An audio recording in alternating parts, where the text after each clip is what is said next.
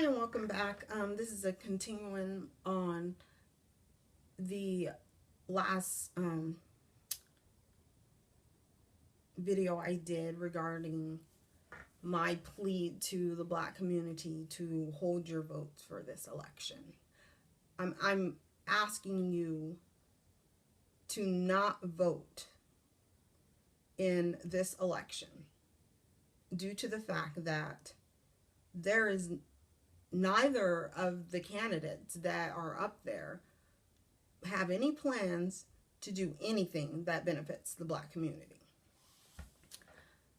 So to underestimate the damage that voting for the first Clinton has done, I'll just tell you this. Generations of Black men have been lost to the prison system due to the reform of 1994. Countless families have been torn apart and rendered homeless. And the school to prison pipeline has been put in place that shuttles young Black men from school to the prison system. That was their plan. Realize that was the plan. Right now, due to that law, prisons have a makeup of 38% Black men. This is out of every other race. Mexicans, Asians, all the other races. Added together, 38% of them are Black men. I cannot express to you how gut-wrenching, sad, and angry that makes me feel. Because when you take the Black man out of the communities, children are left fatherless. Women are left to raise these children by themselves. If you don't think that this was done purposely, then you really need to just rethink things. And if you haven't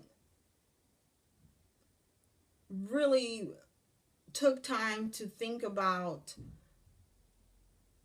over the last 32 years that Hillary Clinton has been in politics. 32 years.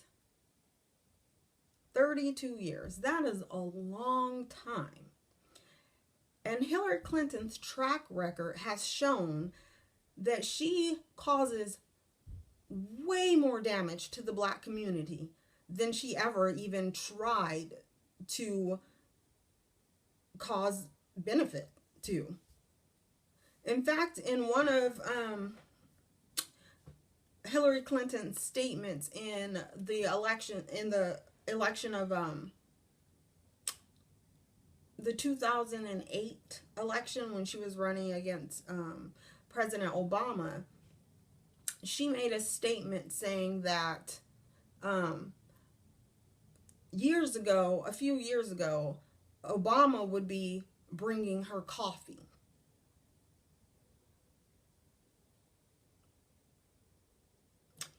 The President Obama, because he is Black, would be bringing her coffee. That's what she thinks about him, as a servant. He should be subservient to her.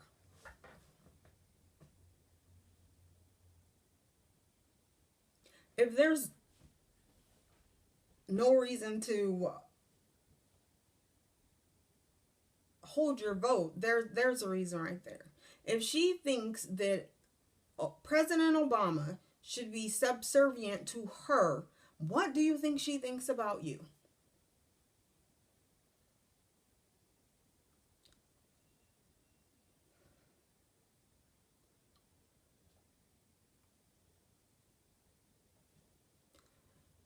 It doesn't help that more than half of the working age African American men in many large urban areas were saddled with criminal records and subject to legalized discrimination in employment, in housing, in access to education and public benefits. So, regardless, to the when that law is passed and black men are given these criminal records, these federal offenses,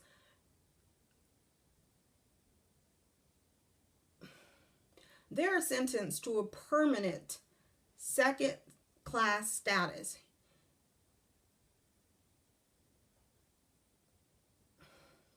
Eerily reminiscent of Jim Crow. They're in the same status, the same place that they were doing Jim Crow.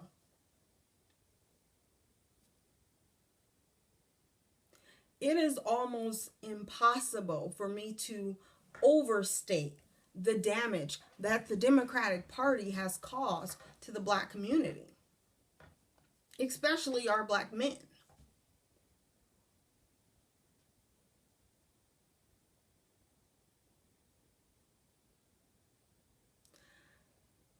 When the Democratic Party talks about gun laws,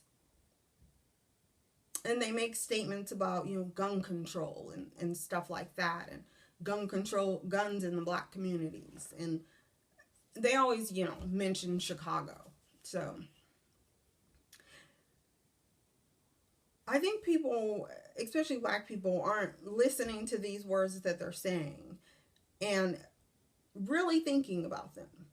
Because when you think about guns, they try to make you think about gangbangers and all these gangs running around with the guns. And when you look at statistics, the mass majority of guns are in the hands of white men. The mass majority. Not a little bit of majority, but the mass majority. At least 80%. But you don't hear them speaking about taking guns from those people, do you? If you watched the debate, did you once hear Hillary Clinton talk about the mass shootings of schools done by white men? No, you didn't. Because she doesn't care. She only cares that black people vote for her. And as long as she doesn't address any of these issues, then she doesn't have to worry about really talking about them and really saying that, hey, white men have more guns than black men. She's not going to say that. She's not going to address that because she might upset white people. She doesn't care if she upsets black people because she's a Democrat and you're going to vote for her anyway. That's the sad truth. That's the entitlement that they have in their heads.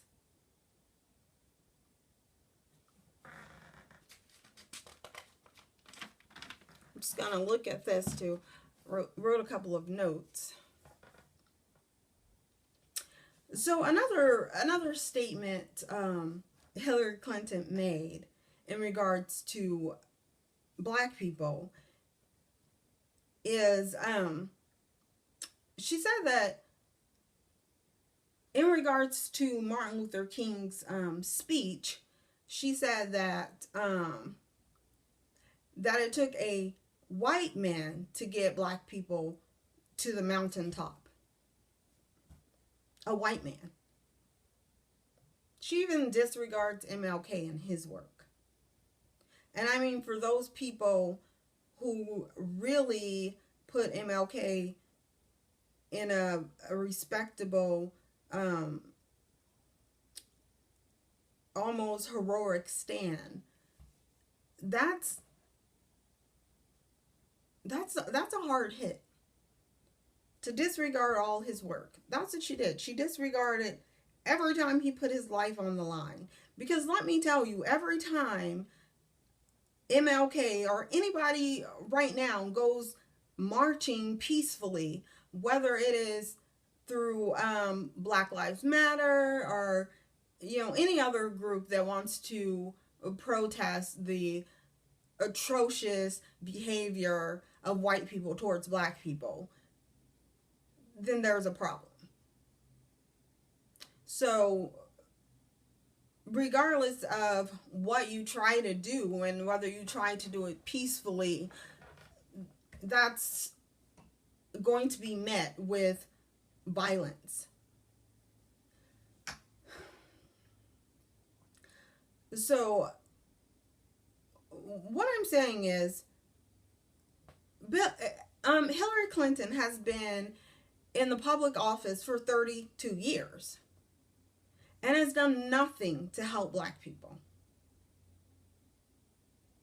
And yet, black people flock to the polls and vote for her. She knows you're going to do that. They all know you're going to do that.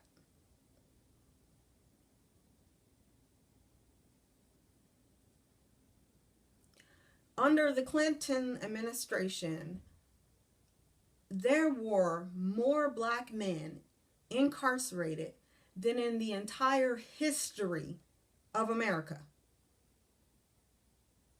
Let me state that to you again. During the time that the Clintons were in office, there have been more black men incarcerated just during that time that Bill Clinton was in office than in the history of America. That's big. That's big. When I went looking for information on Hillary Clinton just to find something that I thought maybe I was missing. Maybe I'm missing something. Maybe she has a great plan to help black Americans. I mean, she has to, right? If black people are flocking to the polls and they're just voting and giving her their vote. I couldn't find any. I could not find one thing that Hillary Clinton brought to the table and said, this is what I'm going to do to help you. Nothing. She's not going to do anything. I don't watch the news. I don't have a Facebook. I closed that a while ago due to the fact that, sorry, this is really frustrating for me, but due to the fact that every time I watched the news or I looked on my Facebook, there is another case of some white supremacist killing an unarmed black man. But don't get it confused. They'll kill they will kill black women too. I'm sure they prefer to kill black men because honestly, black men are their biggest threat. And I don't mean violently. I mean, if black men came together and stood up and said, we are not going to take this anymore.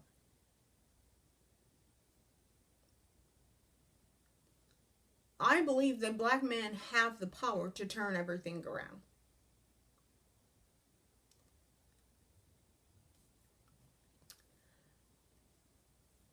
I'm going to go back to watching the news and seeing black people after their child has been shot dead on the street. Seeing them say, this is not a time to be violent. Let's gather and pray. What the fuck, people? If that's what we're saying, 600 years after all the evil shit that they've been doing to us, we're saying, let's gather peacefully and pray, and we'll just vote for Hillary, and as long as we keep voting for Democrats, hopefully one day we'll find one that's going to help us. But we're going to vote.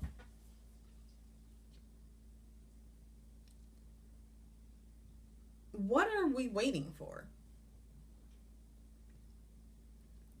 What are we waiting for?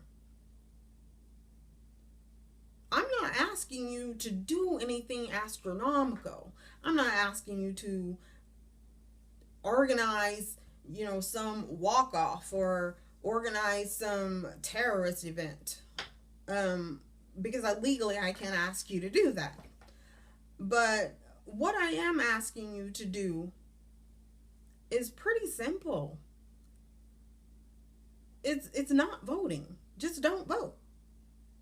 If you need to do something that day, go out for coffee or try to raise money for a children's hospital or something. There's plenty of things that you can do on that day besides giving away your vote. And it's not like as simple as it sounds. It's not like, just vote or don't vote, or vote Republican, or I'm not asking you to do any of that. And it simply voting has a big effect on your next 400, or not 400, probably that, but on your next 4 to 8 years. What you decide to vote for will affect you and our children for at least the next 8 years. It saddens me that we can see all the violence that has been directed to us, and we just haphazardly go and vote for a white supremacist because we don't want to vote for another white supremacist. What are we making America for our children? Voting for Democrats, that's not helping our children. Our children are still dying on the streets. I can't even fathom passing on America in such a horrible state to the next generation. We're telling them that we're going to keep doing what we're doing, and we'll just hope that you clean it up later. Well, that's what the generation before us, and the generation before that, and the generation for the last 600 years have done. We can't keep passing the ball to other people, because each and every one of us that has children can any day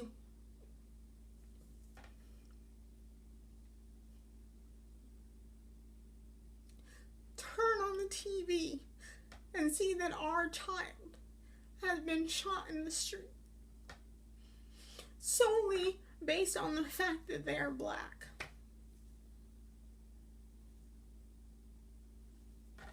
And neither of these candidates have brought anything to you to let you know that they see that, they hear you, they have a problem with your children being shot on the streets. They haven't said that. And it's hard for me. It's hard for me to think about, because I have a child, and I can't even imagine how those parents feel, how the wives, how their families feel. And I think that we might as well go spit on them If you're going to vote, you might as well literally go spit on their dead body. I think that we're not realizing the power that we actually have. The power that our ancestors bestowed on us and gave their lives for, which is that right to vote. And I know that it's hard for a lot of Black people to comprehend that you don't have to vote. Not voting isn't taking your right for granted. It's taking your vote and saying, I have power in my hand. Voting is a power. That's a power card, so to speak. And I'm not giving mine away for free. I was explaining to my 8-year-old son why I thought that it was a bad idea to vote. And I put it very simple because he's 8. And what I said to him is, I said, if you have a ball, right? And there's 2 baskets. And let's say these 2 baskets are the Republican Party and the Democratic Party. And I said, one of the baskets has giant nails in it, just stabbing up and just really look horrible, you know. It looks dangerous. And I mean, for your ball, you know you're not going to throw it in that basket because it's going to get popped. And I said, you have another basket, and this basket has thumbtacks in it, you know, and they're all sticking up too. And you have your ball, and I asked, are you gonna throw it in the basket with the nails sticking up, or are you gonna throw it in the basket with the thumbtacks sticking up? And he thought about it for a minute, and then he said, I'm not gonna throw it in either. If an 8-year-old can figure that out, I think we can. We don't have to throw our ball in either basket. Just because one looks really dangerous and the other one looks dangerous, they're both dangerous. The Republican Party, we know it's dangerous. Like, that's common sense. We stay away from that. But we look at the Democratic Party and we think, this is our safer ideal. This is safer. These thumbtacks are safer. When the reality is, the nails are going to pop your ball. The thumbtacks are going to pop your ball. Don't put the ball in either basket. It doesn't make your ball disappear. You just chose not to use it that time. It's pretty simple, and I'm not trying to underestimate the fear that is in the Black community, that the fear that Donald Trump will be the next president. Don't vote on fear.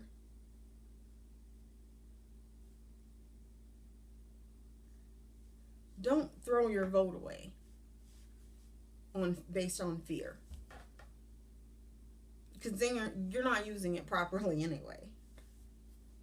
Do your education and